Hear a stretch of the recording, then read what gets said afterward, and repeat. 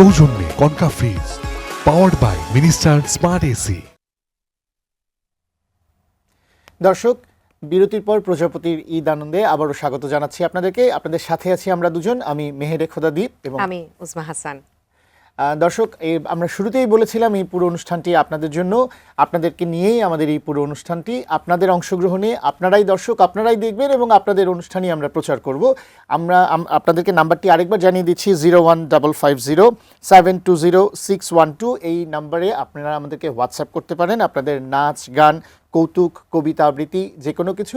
এবং পাশাপাশি আপনারা আমাদেরকে পাঠাতে পারেন প্রিয়জনের ঈদ শুভেচ্ছা, যাদেরকে আপনি ঈদ শুভেচ্ছা জানতে চান। দেশে এবং দেশের বাইরে যারা এই মুহূর্তে আমাদের সাথে যুক্ত আছেন তারা কিন্তু আর দেরি করবেন না, এখনই কিন্তু পাঠিয়ে দিন আপনাদের পরিবেশনাগুলো এবং শুভেচ্ছা বার্তা পাঠিয়ে দিন আপনাদের পরিবার পরিজনের জন্য।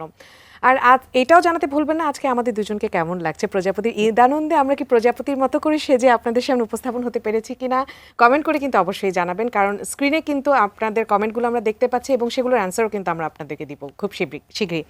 দর্শক, আর দেরি না করে আমরা আবারও একটু আবুল কালাম আজাদের কাছে চলে যেতে চাচ্ছি, কারণ ঢাকায় আসলে এই যে ফাঁকা ঢাকা, এখানে আসলে মানুষজন কিভাবে ঈদ উদযাপন করছে সেটা কিন্তু একটু জেনে আসবো।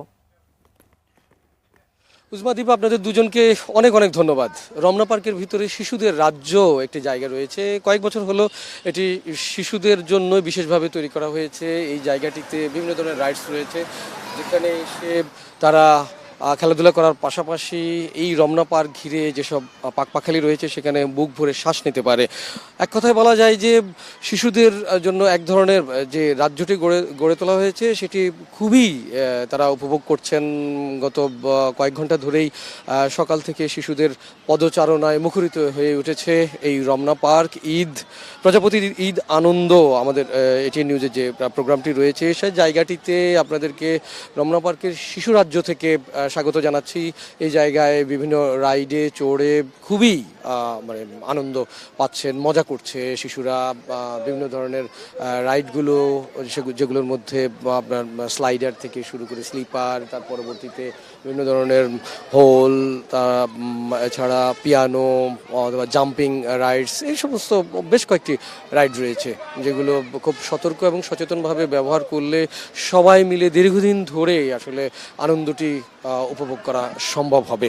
আমরা এই শিশু পার্কের যারা ঘুরতে এসেছেন, বেড়াতে এসেছেন, ঈদ আনন্দ উপভোগ করতে এসেছেন, অনেক অভিভাবক তাদের পুরো পরিবার নিয়ে, শিশুদেরকে নিয়ে, বাচ্চাদেরকে নিয়ে এসেছেন। আমরা কথা বলতে চাইবো একটা পরিবারের সঙ্গে, তারা কিভাবে, কোথা থেকে এলেন, আর শিশুদেরকে নিয়ে আনন্দই বা কতটা উদযাপন করছেন।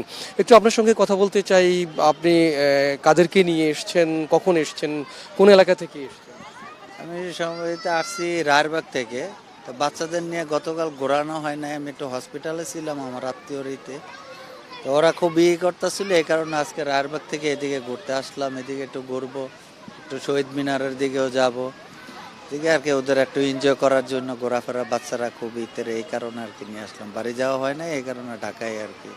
আপনার গ্রামের বাড়ি কোথায়? মুন্সিগঞ্জ। তো যেহেতু গ্রামের বাড়ি যেতে পারেননি, তাই ভাবি বাচ্চাদেরকে নিয়ে এই রমনা পার্কেই আজকে সকালটা শুরু করলেন।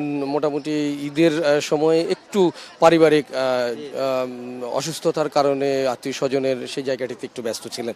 একটু জানতে চাই আপনার কাছ থেকে, এবার ঈদ উপলক্ষে আপনাদের প্রস্তুতিটা কি ছিল? বাচ্চাদেরকে নিয়ে শুধুই কি ঘোরাফেরা, নাকি তাদের জন্য কেনাকাটা, সালামি দেওয়ার?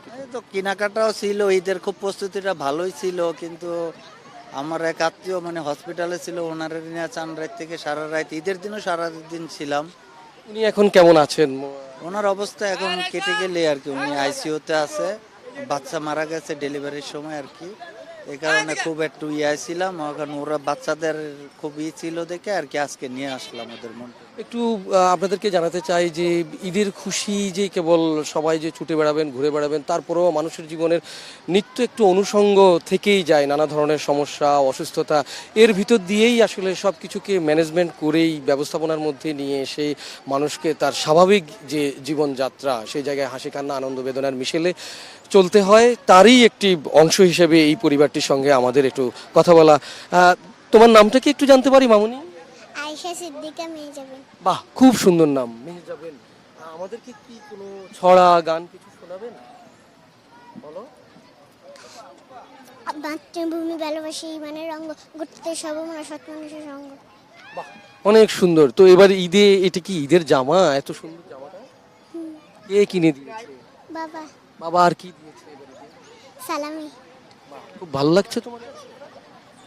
তোমরা নাকি গত 2 দিন বের হতে পারোনি বাসা থেকে। আমরা একটু তোমার বড় বোন ওর সঙ্গে একটু কথা বলবো। তোমার নাম কি বনি? মরম তাইবা। তুমি আমাদেরকে কি শোনাবে? কবিতা। বলো। আমাদের